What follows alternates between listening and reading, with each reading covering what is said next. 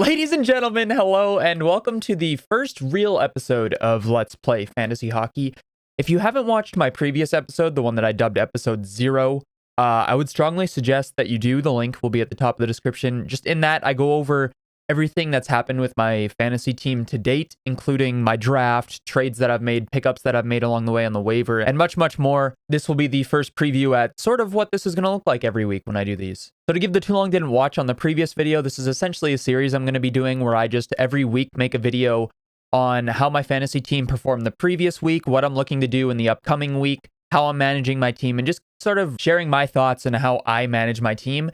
I'm in a 12-team league with categories, all the more in-depth information on my league, including the specific categories, how many players we're able to roster, and more will be in the description. So if you want to just real quick look at that. I am currently in second in this league, which brings me to this week. So first off, yes, I touched on it in my other video, but we are unfortunately on ESPN. Not much I can do there. I'm hoping to get into a Yahoo Fantasy League next year because I have yet to experience Yahoo. But anyways, as you can see here, last matchup, I won 5-1-1, which put me at 6 wins, 1 loss, 1 tie on the year, which is second of 12 in the league. However, this week, I'm Teeny Weenies. That's my team. I'm playing the winning team, and we are currently in a tie for second. So this week is going to be a matchup to determine who takes second place, which I thought was another great reason to start doing this week, because a lot of weeks when I'm facing weaker opponents, I won't go so hard on the waivers and pickups, and I'll try to just roll with my team. But this week I want to make sure I win this one, so I'm kind of going hard on waivers. So one of the first things that I like to do when I'm in an important matchup is I like to look at the previous week. So you can see here that this was the previous week's stats. I won goals, hits, special points, wins, and saves. And he won assists, and then we tied in shutouts, which normally happens most weeks unless you get lucky or unlucky. So I like to take a look at my stats and what my team did for the week and compare them to my opponent's previous week to see where I might need to bolster some of my stats to be able to beat them. For example, looking here, last week I had 40 hits and my opponent had 51 hits, which isn't too much of a difference there, but I would like to secure hits this week. Because I feel like hits is one of the more reliable stats. You know, goals and assists is kind of more volatile. It depends how your team is doing, but hits tend to be more consistent. So I would like to pick up someone that maybe hits a little bit more. So that's the first thing I like to do. I like to see where I can improve my team to try to secure categories over my next opponent.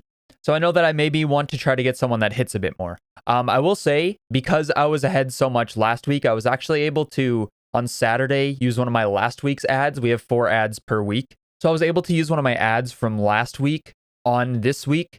So I was able to pick up Rakell because Anaheim does play 5 games this week, which is insane. I think it's the first time this season a team has played 5 games. Correct me if I'm wrong, but I believe that's the case. So I have already dropped Rasmus Andersson of the Calgary Flames, the defenseman, to pick up Rakell, Anaheim Ducks forward. And I would like to make at least one more Ducks pickup because 5 games is a lot of games. I was deciding between Rakell and Milano on which forward to pick up, but Rakell just made the most sense to me. And he does hit a little bit. 11 hits in 15 games isn't anything crazy, but he hits. You see Pettersson here with 5 hits in 25 games. So also, literally yesterday in my video, I said that I was really banking on Vancouver making a change. And that day, they fire their head coach and GM. So, coincidence? Maybe? Also, I'm glad that Philly changed something up because Sean Couturier has just been rough recently for me. So hopefully the Flyers are able to get a little bit hotter. I'm happy with the changes that were made. I'm hoping that it'll shake things up a bit. There is going to be some growing pains with this series. I have zoomed in here to make these numbers a little bit easier to read. I haven't exactly nailed down a layout for these videos yet.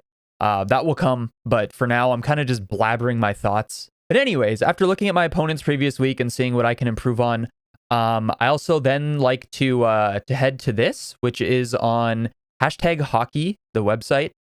And it's the advanced schedule grid, which you can select any of the weeks here, and it'll show you how many games played every team has that week. So, for example, that's how I saw that Anaheim has 5 games played.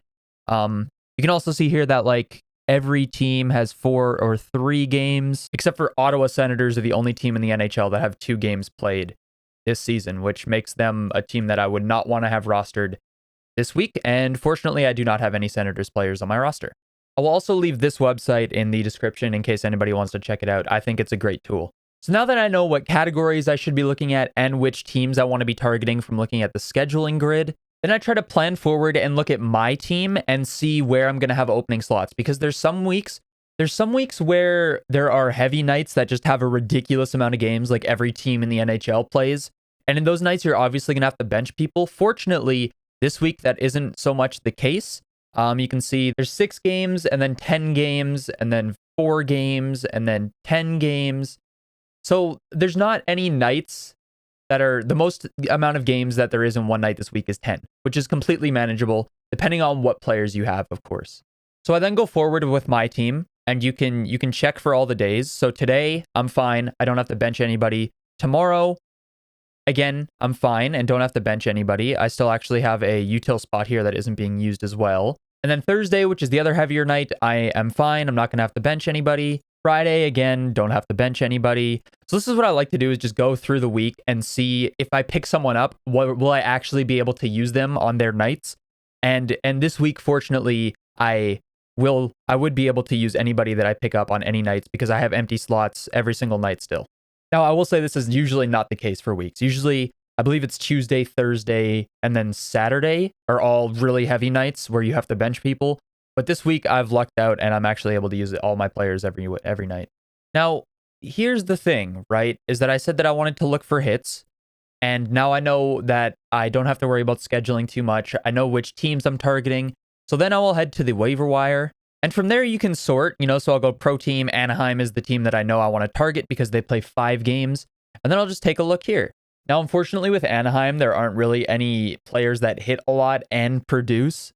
So this is the part where you kind of have to make a decision.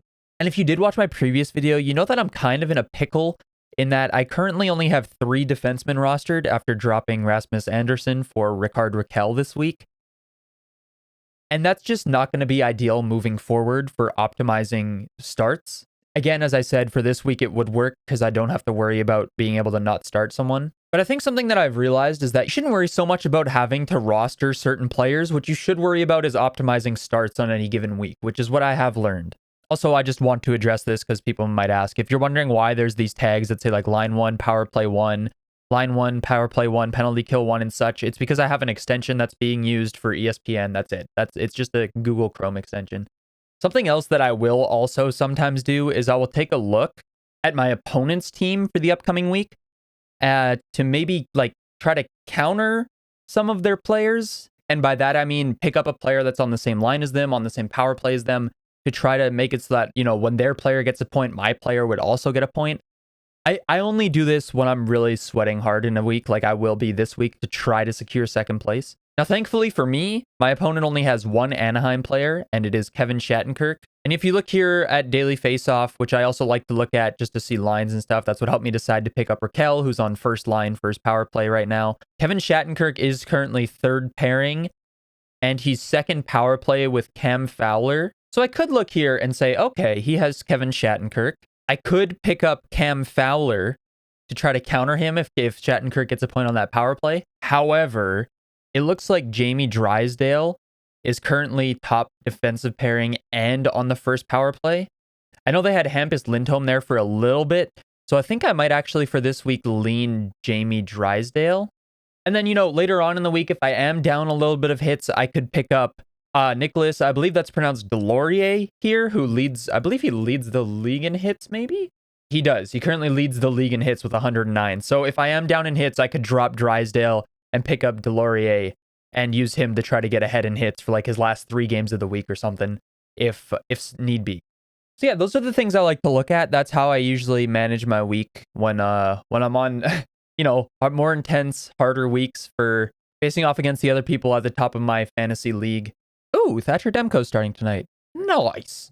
All right. Well, I think that kind of catches you guys up. That's how I like to look at players to pick up. That's how I like to look ahead to make sure that I'll be able to optimize their starts and actually use those players that I pick up. I'm sure that I missed some things I wanted to touch on that I will make better in the future with these videos. But like I said, I'll be uploading these every week, probably always on Mondays, so I can look back at my previous week and let you guys know how that went. you guys have any questions, be sure to let me know in the comments, any advice, anything like that. I would be more than happy to help out with that. I think something I might also do, because if anybody watches these looking for sort of help with their team that week, I know that there's some leagues that do weekly locks, so uploading on a Monday would not help those people. So I think on Saturdays, I might upload shorts that are only 60 seconds long and call them like Fantasy Hockey in a Hurry week. What are we going into, 9 here, or whatever week it would be, and just try to go over teams with best schedules, worst schedules, injured players, players that you can pick up to help you out that week, players you could drop, and stuff like that. Just go over that in like 60 seconds, like just bam, bam, bam, and use that as sort of a way to help out people more. Because I really am just not interested in putting out multiple videos a week of pickups and drops and everything that everybody else in the fantasy hockey world on YouTube posts. Because I think they do a great job, and me also doing that would just be kind of echoing their videos. But I do think doing the shorts might be a good idea. So I don't know. I guess you guys will find out if I end up doing that in a few days. But I hope you guys enjoyed.